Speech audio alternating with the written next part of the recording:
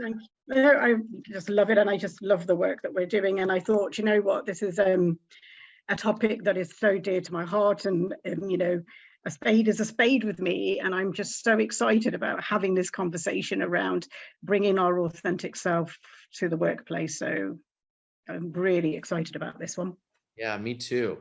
Before we jump into the questions, I want to invite our audience to know that you can ask questions to Mandy and I will relay them, or if Mandy sees it in the chat and she feels motivation to jump on it, please feel free. This is a dialogue. So please, folks, feel free to know that you can do this. This is quite the opportunity to get to ask questions.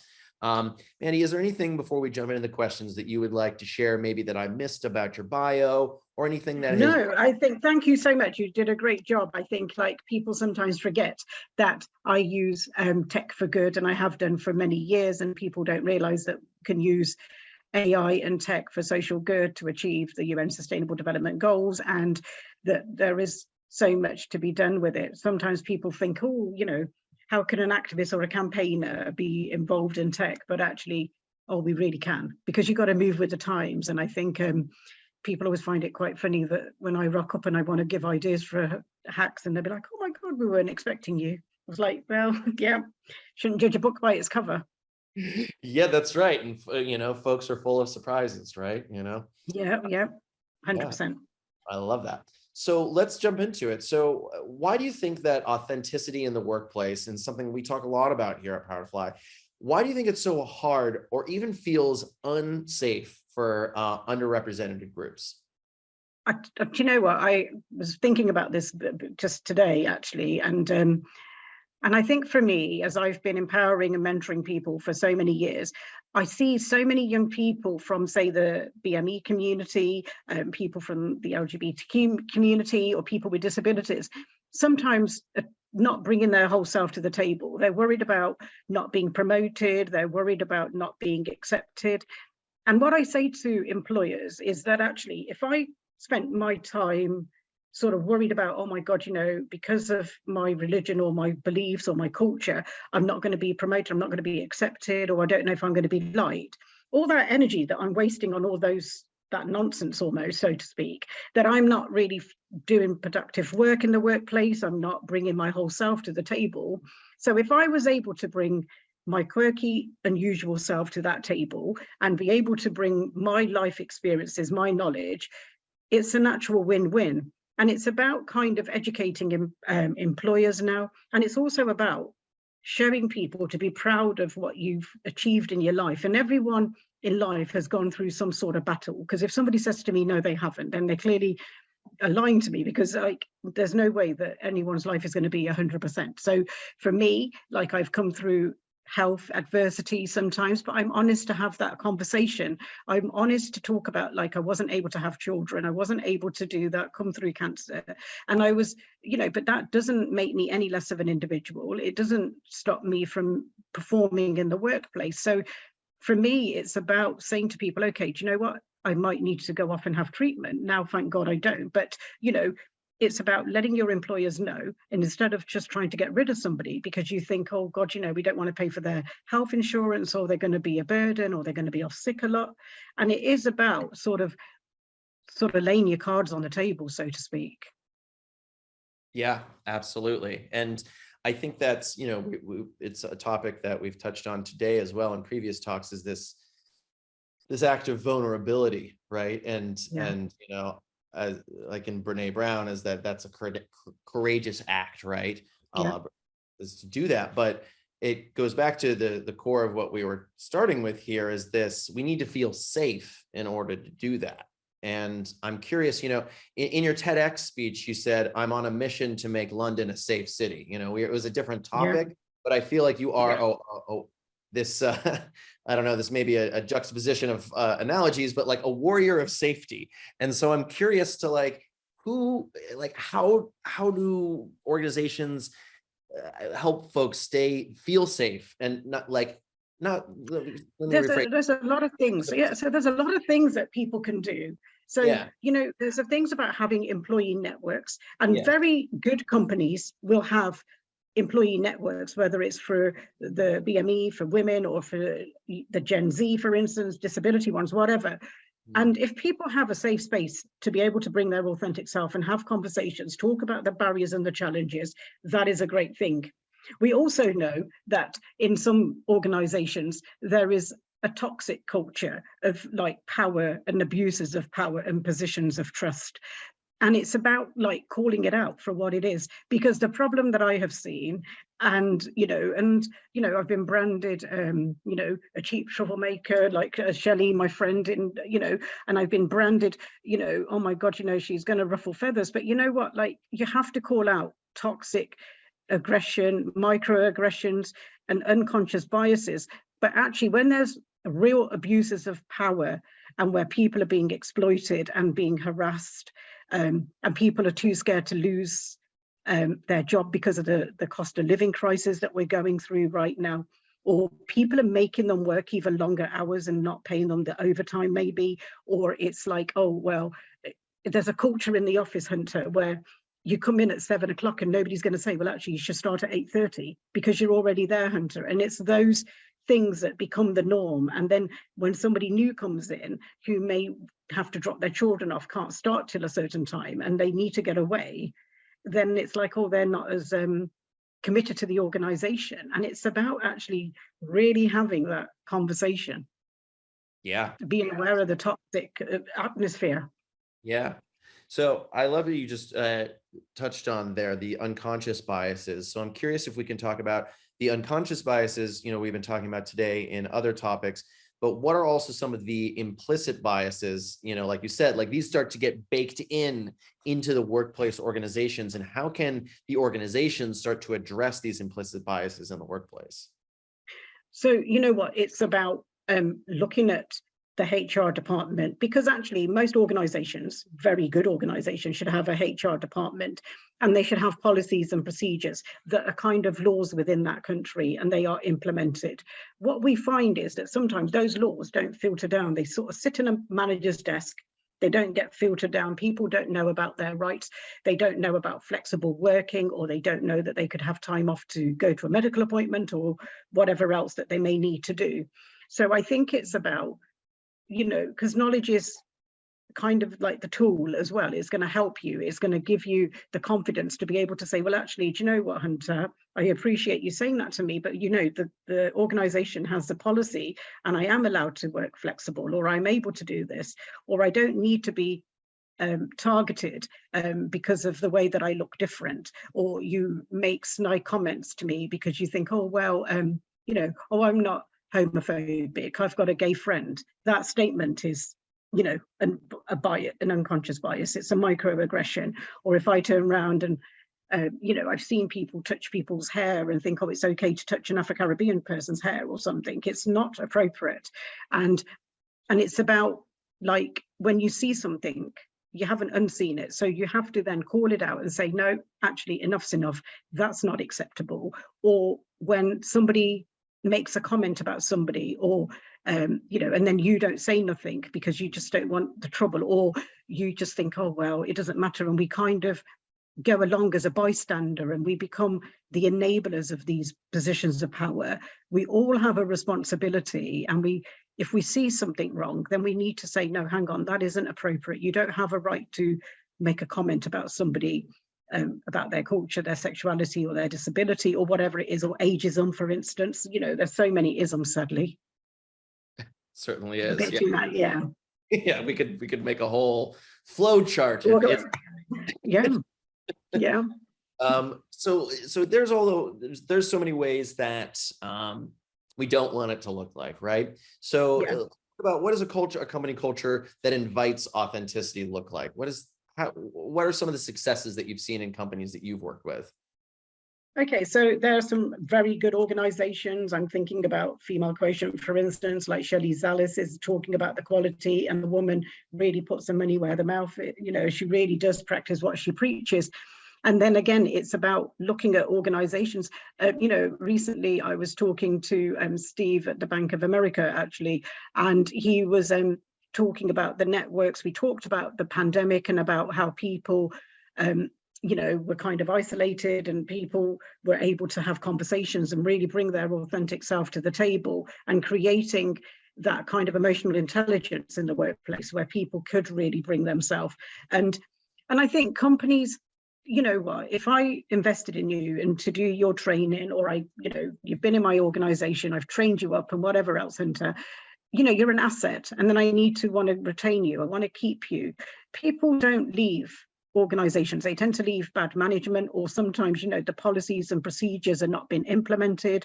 We end up with micromanagers who end up wanting to implement their own version of what management is, and leaders will bring people up with them, and managers will kind of just sit there and tell you. But you know what, I have met some amazing people as well, and I've met some not great people. But what I would say is, if you're comfortable in your own skin and proud of what you bring to the workplace, you shouldn't be scared. And the problem I see is that so many people are struggling with imposter syndrome. So many people are struggling about, their lack of experience sometimes, or they feel like, oh, I'm not good at this. And I've been very honest about things I'm not good at. One of them being Excel, for instance. I'm very well known for being the worst on Excel and mixing up my formulas and whatever else. But you know what? People will help me because they know that I'm being real. They know that actually I'm not good at everything, but actually then people feel that you're relatable. They can see that actually, do you know what? I can do that. I can help you. So it's about kind of going to somebody who may be junior, and actually they kind of feel like, oh yeah, actually you're giving them that confidence boost. Absolutely. It makes me think of when I was young, when I was in high school, my dad's a jazz and blues musician, actually. But Cool. he was like, man, so he talks like, man, bro, Yeah. He's like, when I was in my 20s, I used to pretend I knew like who that musician was and this musician was and all this. I was missing out because I was pretending that I knew all this stuff. And as soon as I started to say, oh, I don't know about that. Who's that? Maybe people will be like, oh, you don't know who that is? Let me tell you. Yeah. And then he got to learn more. And, as an adult, I definitely struggle with imposter syndrome, but I try to remember that, to like, oh, you know what? I don't have to know everything, and it's okay to ask questions, because that is right. And there's a thing about being curious, okay? And there's a difference about being rude and having warped biases in your head. And so I think that we need a culture of being curious and asking questions, because and I'm going to be very honest, because sometimes I've not understood a gender, for instance, and I'm very honest about it. But actually people have stood up and said, look, Mandy, actually, do you know what? It's fine that you didn't mean to misgender somebody, but actually this is what it is. And because there are lots of new genders, and there are things that I'm not aware of, or things that I don't understand. But if I came in and started to think I knew everything, Hunter, and I kind of just assumed and I really got it wrong, people are not going to tolerate that. Do you understand what I'm saying? So there is a difference about being curious or not knowing something, but actually being honest enough to say, actually, do you know what? I didn't know that. I made a mistake. And I think one of the other things that, as a person in position of privilege, because I believe that I'm incredibly grateful to God for a great life, and I'm very privileged, but I pay it forward. And somebody sort of come back to me, and in Britain, it's gone a bit sad sometimes because people keep using the word, oh, there's white privilege. But I said, as a South Asian woman myself, I have an awful lot of privilege. So you can't just keep using the race one, because I have privilege compared to a person with a disability, because I'm able to get in through that door and do things. But actually, that person can still do the job. It's just because we haven't got an accessible door to let them in, doesn't mean they can't do the same things as me. So, it's about you knowing about your privilege as well. And it's about paying it forward and acting as an ally, and actually standing up and calling out things. And I think anyone can be an ally for anybody. And we have a moral responsibility in the workplace to stand up, especially for the next generation. I think there are some real barriers that the next generation are kind of facing. There isn't as many opportunities, maybe what they were for me when I left school, like 40 years ago nearly. Yeah, absolutely. Yes, there's so much in there. And we have a great question from the audience here. So I'm going to go ahead and pepper that in while it's happening. So James asked, I've noticed the conversation start to change within HR circles about how bringing the whole self to work may be counterproductive in the end, and speak about setting boundaries and bringing as much as you want to bring to the table instead. Have you noticed this? Do you have any thoughts around this? I'm feeling caught in the middle and torn. Yeah, no, I've kind of see that it depends. I think, you know what, there is a bit of a difference about bringing yourself. And again, it's about knowing how to behave in a certain place. And there are things. So like to me, I know that I'm incredibly assertive and I'm very confident, and I know that. So you could be my manager, Hunter, and you'll be leading a meeting. I may not agree with something that you're saying, but I'm not going to probably have that call you out in front of other people, even though I know that I could do that. I may take that to the side afterwards and have that conversation and say, well, actually, do you know what? I didn't think that was appropriate. So sometimes I know that my own assertive self has to kind of look at things with different lens as well, and also realize that actually some of the qualities that I have as a person, I just need to kind of maybe look at them and think, actually, no, you know. But I do understand that policies and procedures, companies will use that sometimes, but where I've seen companies allowing people to bring their authentic self, those companies are thriving. They are doing so well because people will give you that extra 110%. That is just my own experience. But sadly, there are so many toxic work environments where, you know, people will talk, oh yeah, Hunter, bring your whole authentic self to the table, but actually as soon as you do, it's a problem. Right. And, you know, yeah, and it's about kind of saying, well, hang on, you're not quite practicing what you're preaching. And again, that comes with confidence. It comes with, you know, your strong self-worth. It's about you knowing who you are, being proud of what you bring, and not compromise. And I think for me, I've come across people's stereotypes, and I've had to challenge people. People have made assumptions about me, and it's kind of saying to them, actually, do you know what? No, that's not true. You don't know anything about me, but you've just made an assumption because you think I'm a South Asian woman of a certain age, and you think I have this, and this life, and actually, but no, I don't. I have this amazing, totally different life. And they were like, oh, we didn't realize that, you know, brown women could have something like that. And I'm kind of like sometimes flabbergasted with what nonsense I hear. But again, it's about calling it out, I guess. Yeah. And I appreciate that you talked about that, you know, knowing that you have the strength to be able to call things out and being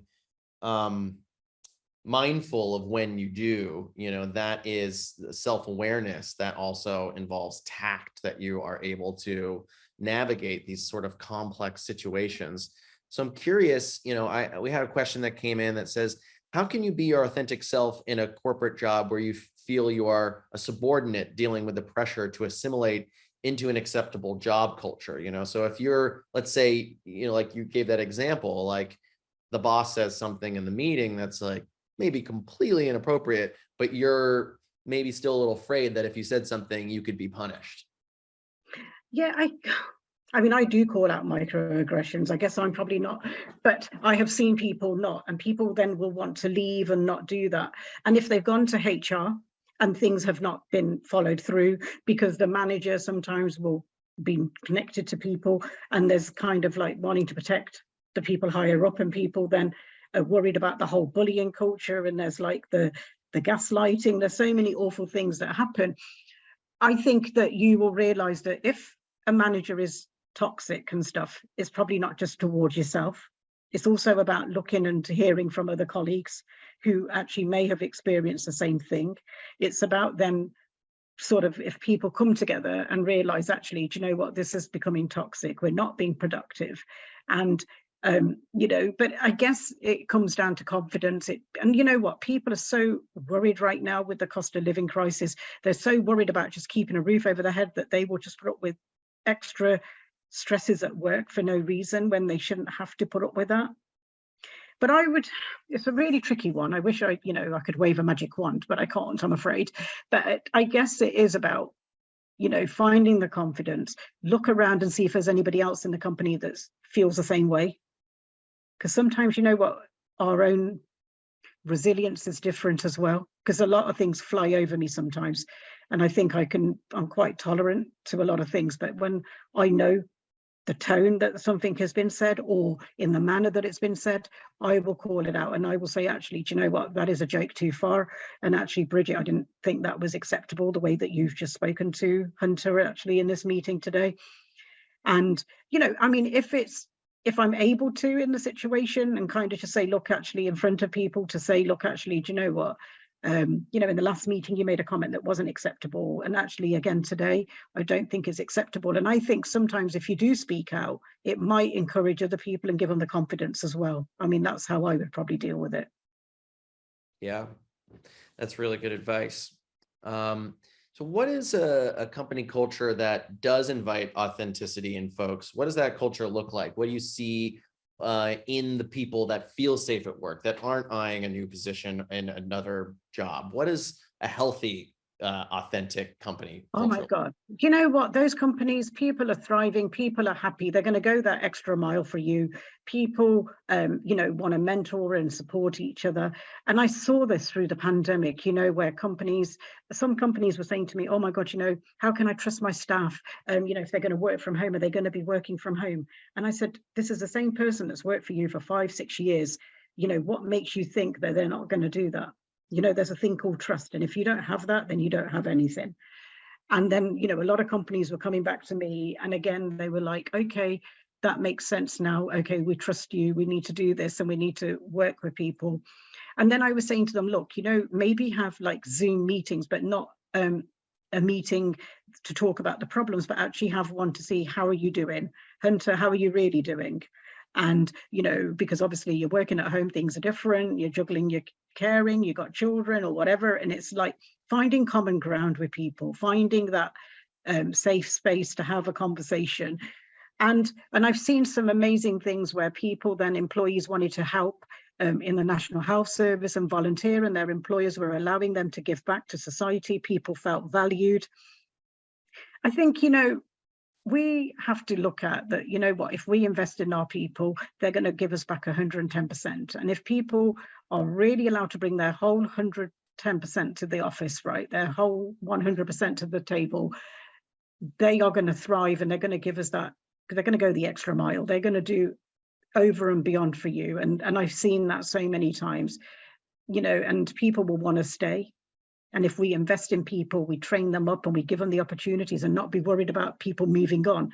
Because if you have a culture and an organization that is great, trust me, nobody will want to leave. I love that. That's so good to hear. And I'm curious if we have just about 5 minutes left. And Yeah. you know, we touched on this feeling of imposter syndrome for folks that comes up, and that can also for folks to show up as self-doubt. You know, so what is that? Any suggestions, Mandy, that you could give someone about that to deal with the self-doubt that emerges, that's getting in the way of being their authentic self, being afraid of not being well received, because that can really take a toll on folks' mental health, you know, every yeah, day. and it does 100%. I think, thank you for that. It's a really good question to end on, to be honest. I think, you know what, we're all got insecurities. We all have, you know, flaws. Nobody's 100% perfect, but it's about accepting who you are and knowing what you can do, knowing your limitations. And if you meet somebody who's probably better than you in a meeting, or somebody's better than you at presenting, or somebody's better than you for an Excel spreadsheet, for sure, you know, it's really important to, you know, not be hung up on that. So like for me, I ran projects and did things, and you know what, you know that you couldn't really work in project management without getting around a good spreadsheet, but I knew I can get around a good one, but like, I'm not the best. But you know what, like I kind of, you know, I was like, oh my God, you know, I just can't really hate them. I can't really get on with them. But like, you know, and I thought, no, actually, do you know what? You need someone who's going to be able to work with partners, who's able to negotiate and communicate. I bring all these extra things. If you as a manager is going to be hung up on that one thing, you don't deserve to have me here. And I think, you know, you find the confidence, you know, and if you're in doubt, look at given the things that you can't do, and then look at the things that you can do. And I can promise you, the positive list will outweigh the negative. And you know, when you're in doubt, look at all the things that you actually bring to the table, all the things that you can do and what you have done. Look at achievements that you've done and give yourself a pat on the back and be proud of what you've done. And if you've done it once, you can do it again.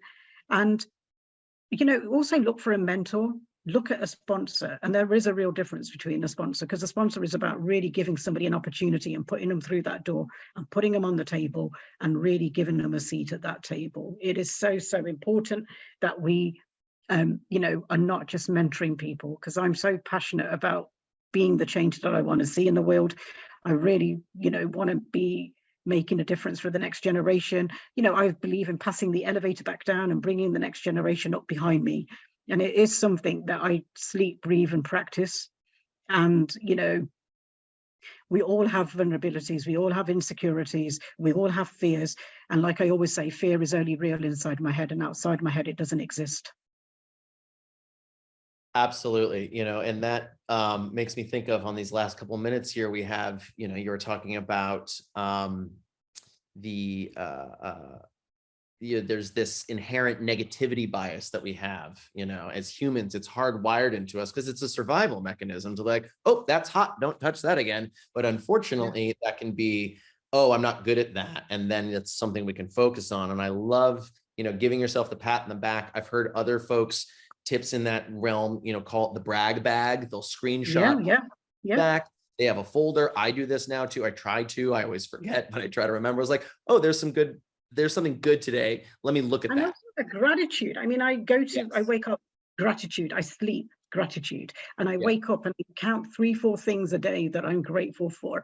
And I also make a point of making something that I've done that was good, work related.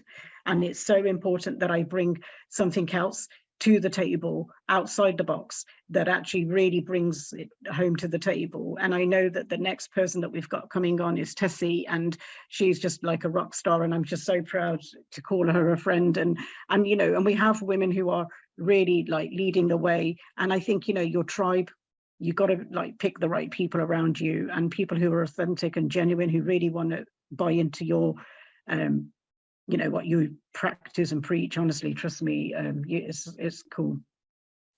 And thank you again, Hunter. It's been amazing, and we finished on time. Look at that, on the dot. Mandy, thank you so much. How can folks stay connected with you? Follow me on LinkedIn and Twitter, and I'm happy to respond to any questions. And if there's things that people would like me to clarify or anything else, because we covered a lot in 30 minutes. I think we got through a lot, and it's great. So thank you again. It's been absolutely amazing, and I've just really enjoyed our conversation, and it's great to see you again, Hunter. So thank you. Great to see you, and I enjoyed as well. You have a great rest of your day. Thank you so much for making the time. I will do. God bless. Thank you. Thanks. Bye-bye.